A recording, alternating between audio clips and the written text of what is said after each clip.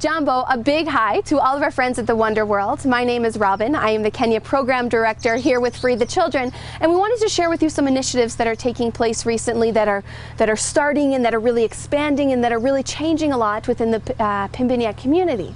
And so, since we've been doing our mobile health clinics of, going around and doing treatment for various diseases, the diseases that we saw would be typhoid, a lot of cholera, some malaria, some tuberculosis. And after we did a lot of the health curriculum training with the students and of course with the parents, we started to see a lot of reduction in these cases. As a matter of fact, they call cholera a historical thing in the community.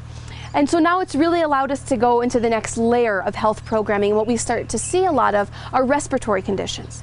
This led us, as we were talking about with the kitchen, to have a chimney as the example in the school, but now to be able to have this within the households as well. So right now where we're standing is at a brick making machine that we've trained some of the community members within Pimbiniet to be able to run so that they could actually teach other members of Pimbiniet community how to build their own bricks and how to build their own chimneys at their own household level.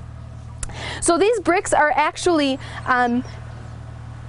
compressed soil and cement and water that we mix literally right here on the ground. We put it together in this machine, pull this lever down to completely compact it, and then let it dry and be baked here in the sun.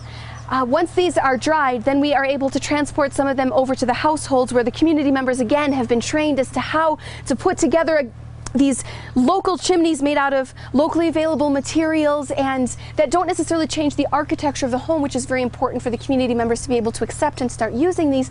And now the smoke goes up and out the back of the house instead of being recycled into the lungs, not only of the moms who spend most of their hours sitting next to the fire, but the lungs of the babies who are strapped to the backs of the moms for the first 2 years of their life and therefore spend as much of their young pink lungs around the fire as their moms do.